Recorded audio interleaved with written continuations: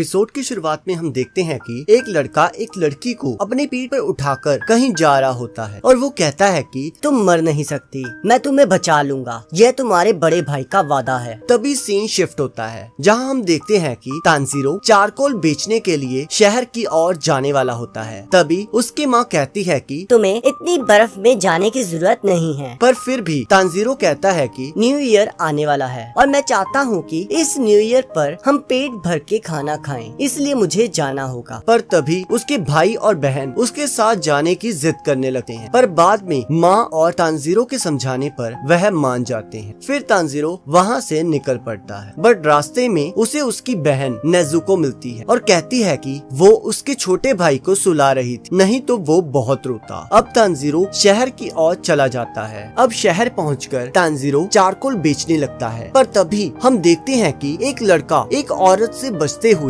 Tanjiro के पास आता है और कहता है, प्लीज तानजीरो, इसे सूंघ कर बताना कि इसे किसने तोड़ा है। और तब तानजीरो उसे सूंघ कर बताता है कि इससे बिल्ली की गंध आ रही है। तभी वो लड़का उस लेडी को कहता है कि मैंने तो पहले ही कहा था, मैंने प्लेट नहीं तोड़ी। अब हम देखते हैं रात हो जाती है और तानजीरो घर की ओर निकल पड़ता है, पर तभी एक बूढ़ा आदमी तानजीरो को कहता है, इस टाइम तुम्हारा घर जाना सही नहीं है, तुम्हें घर के अंदर आ जाना चाहिए, इससे पहले राक्षस आ जाएं। तब तानजीरो घर के अंदर आ जाता है और खाना खाने लगता है और खाते हुए वह उस बूढ़े आदमी से पूछता है कि राक्षस क्या होता है। तब वो बूढ़ा आदमी बताता है कि राक्षस रात को आकर इंसानों को खाते हैं, इसलिए तुम्हारा रात को घूमना ठीक नहीं, तुम सो जाओ और सुबह अपने घर निकल जाना। अब सुबह तानजीरो घर के लिए चल पड़ता है, पर जैसे ही वो अपने घर के पास पहुंचता है तो उसे खून की स्मेल आने लगती है और वो भागते भागते अपने घर के पास पहुंचता है। पर जैसे ही वो वहां पहुंचता है तो वो देखता है कि उसके घर के सभी लोग मारे गए हैं। यह देखकर वो बहुत ज्यादा हैरान हो जाता है और सोचने लगता है कि ये किसने किया। इसी बीच वो देखता है कि उसकी बहन नेजुको अभी जिंदा है और वह उसे अपनी पीठ पर उठाकर हॉस्पिटल की ओर भागने लगता है। भागते भागते तानजीरो काफी थक जाता है और ठंड की वजह से उसका सांस लेना भी मुश्किल हो जाता है। पर तभी अचानक हम देखते हैं कि नेजुको राक्षस में बदलना शुरू हो जाती है और वो दोनों पहाड़ी से नीचे गिर जाते हैं, पर बर्फ की वजह से वो दोनों बच जाते हैं। पर तभी तानजीरो देखता है कि नेजुको अपने पैरों पर खड़ी होती है। तब तानजीरो कहता है, तुम्हें खड़े होने की जरूरत नहीं है, मैं तुम्हें उठाकर डॉक्टर के पास ले जाऊंगा। और तभी राक्षस बनी नेजुको तानजीरो पर हमला कर देती है और तानजीरो अपने आप को बचाने के लिए अपनी कुल्हाड़ी की लकड़ी को उसके मुंह में फंसा देता है। पर नेजुको तानजीरो पर भारी पड़ने लगती है और तानजीरो इमोशनल होकर कहने लगता है, मुझे माफ करना, जब तुम मर रहे थे मैं सो रहा था, मैं किसी को भी बचा नहीं सका, पर मैं कम से कम तुम्हें जरूर बचाऊंगा,